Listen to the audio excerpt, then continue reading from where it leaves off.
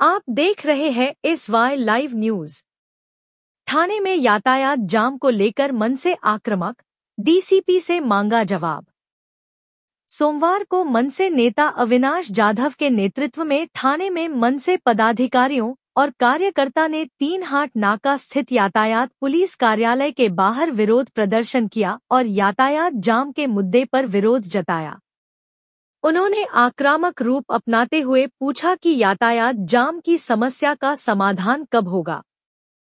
ठाणे से सारा पुरी की रिपोर्ट। पोलिसांकडून कळवण्यात आलं होतं की ठाण्यामध्ये आता झेब्रा क्रॉसिंग केला, ट्रिपल सीट केला, हेल्मेट नसेल तर तुमच्यावर दंड मारण्यात येईल। आणि ही दंडाची अमाउंट काही छोटी मोठी नाहीये, 50-100 रुपये नाहीये, 500, 1000, 2000 अशी वेगवेगळ्या प्रकारची मोठ्या दंडाची आकार आहे। ठाणेकर हा मध्यमवर्गीय ठाणेकर आहे। जर तुम्ही रोज प्रत्येकाला चलन मारणार असाल तर मला असं वाटतं ठाणेकरांनी मग सायकली घ्याव्या लागतील आम्हाला विकत। आणि दुसरी बाजू अशी आहे याची की तुम्ही आम्ही नियम पाळत नाही म्हणून आमच्यावर दंड मारताय, पण मूळ जे आहे तुमच्याकडनं सरकारकडनं नियमांचं पालन होतंय का?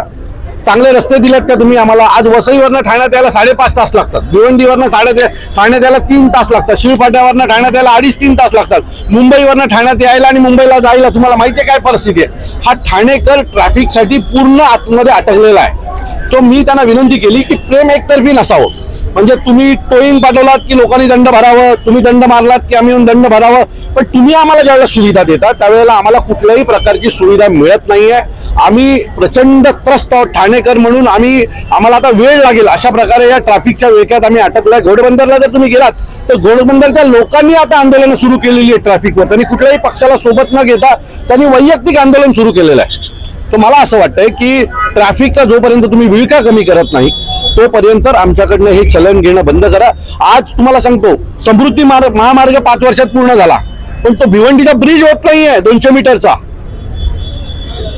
तुम्ही जर घोडबंदरला गेलात तर घोडबंदरला जी काय ट्रॅफिक आहे म्हणजे शिस्त आम्ही पाळायची, म्हणजे ट्रक 4-4 लेन मधनं येतात त्यांचं काय करणार?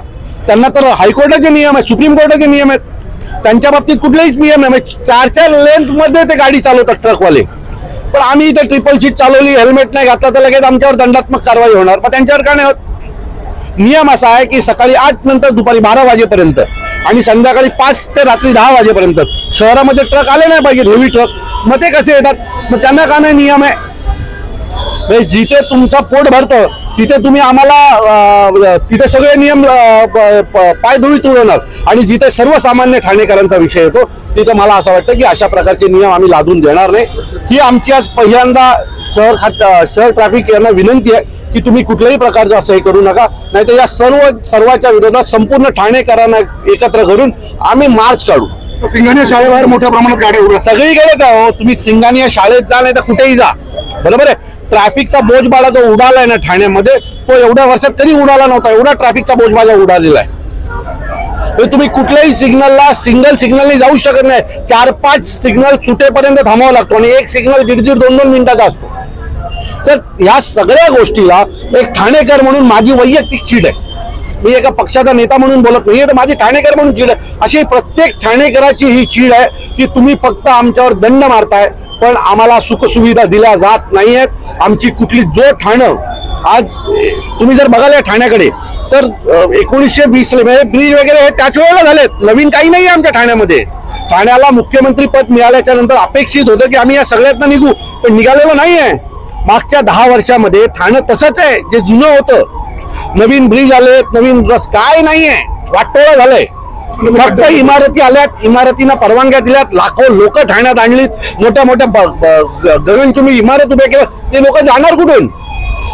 आम्ही गाडी विकत घेतो त्यावेळेला तुम्ही आमच्याकडनं रोड टॅक्स घेता, बरोबर आहे? म्हणजे आम्हाला रस्ते आणि पार्किंगची व्यवस्था तुम्ही करून द्यायची असते। परंतु आज जर आम्ही रस्त्यावर गेलो तर आमची गाडी जर कुठे पार्क केली तर 5 मिनिटात मागणं टोईंगची गाडी येते आणि गाडी उचलून घेऊन जाते। म्हणजे आता गाडी काय अशी काय पॅक करायची आणि खिशातनं घेऊन जायची का? कुठे जाताना गाडी कुठेतरी आम्ही पार्क करणार आहोत ना, मग आम्हाला व्यवस्था करून द्या पार्किंगची।